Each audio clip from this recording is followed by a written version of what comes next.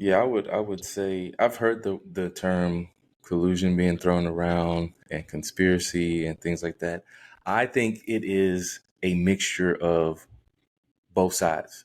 Honestly, this is the podcast where faith and sports intersect. So, from a faithful perspective, Yeah. pride comes before destruction. So, not that it was destroyed or he was destroyed, or anything like that, but like pridefulness will only guarantee you that you will be humbled, right? God gives favor. It said God opposes the proud. So, I'll start with the pride part first. Yes, Dion is a guy who has a big ego. Of course, his sons are going to be confident in that way. And there's a fine line between confidence and arrogance. I'm not saying that Shedeur is arrogant or that, he's a bad character guy or anything like that. But it's up to the own person's interpretation or judgment whether they think that it's arrogance or confidence. So when you come into a draft and you say, I'm not doing this or I'm not doing that, some people don't look at that as a good thing. I like that some of the players are deciding, I'm not running the 40 or I'm not doing this for you guys, because the tape really matters more than those tests, because nobody's out on the field and is going to say run 40 yards right now. Right. And there's been guys who run 4.2s who didn't last very long in the league because they weren't very good at their position. There's been guys who run 4.6, like Jerry Rice was never known as a speedster, Hall of Famer, right? So Goat. it The doesn't goat. really it doesn't really translate over the combine and those things. And so I think he was taking that, leverage of, well, some of these things I don't have to do, but I can understand if you're Travis Hunter and you're like, I won the Heisman, y'all know what I can do.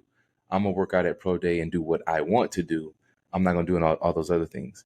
But when you start to make these claims and say, I'm not doing this, I'm not doing that, then I can see a team or teams coming together like, look, don't draft this guy. We're not drafting him because of such and such and such and such. And not to mention his father and the claims that he's going to be involved in his career and this and that, which I think is a double standard too. Because when you look at Eli and the Mannings, Archie Yes. said, if you draft Eli, Yeah. he's not playing for you guys. And he was involved in that process as well. So it's interesting that it became a double standard when, Dion decides to try to help his son get the best possible, team to play for, because that can really, the team you play for and the system that you're in can really make or break your career, especially at quarterback, because the system and the teams really do matter, because some teams are just not in place to win right now and they're trying to build on that and all that stuff. And then some teams you can walk right in and be like, man, they're ready. And all they need is this part and piece that I could be a piece of.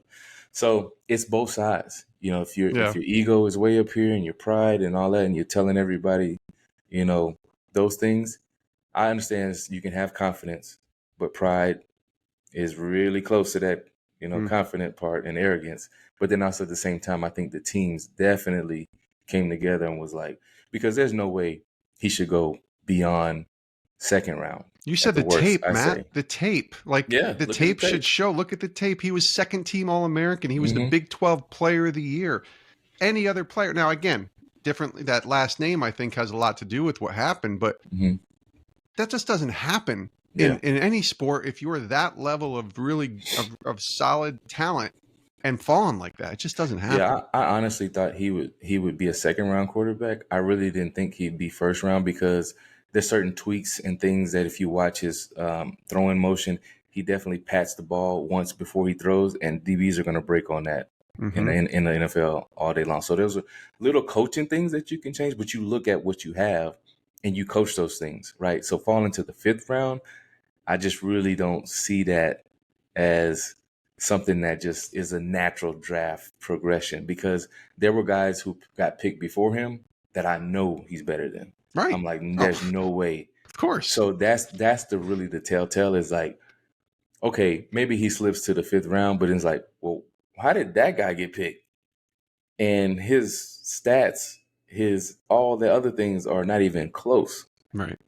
Yeah, it's interesting too, because what bothers me, and then we can finish up on this, is, and maybe I just am too close to it because I worked for so many years at ESPN, even worked on the NFL draft a couple years, but this was a prime example of building up and tearing down and then taking advantage of a story, which it is a story, like you said. I mean, it's a fascinating story, right? When you got Deion Sanders' son projected to be a top 5 pick who doesn't get drafted until the 5th round. That's a story. You have to cover it properly. But I saw Peter Schrager, I think it was, or one of the guys on NFL Network. I don't think it was Peter, but said that, this is the first time you had a number 1 overall pick and Cam Ward go to Tennessee, and nobody's talking about it. Nobody's talking about this guy because you're so focused on Shedeur. And I don't know, man. I feel like they're building him up to tear him down, and it reminds me so much of Brett Favre and Tim Tebow and LeBron James and all of the names that we've covered and spent hours, Barry Bonds for years when I was at ESPN, just ripping him apart, building him up. He's the greatest. Then when he falls, you just crush him.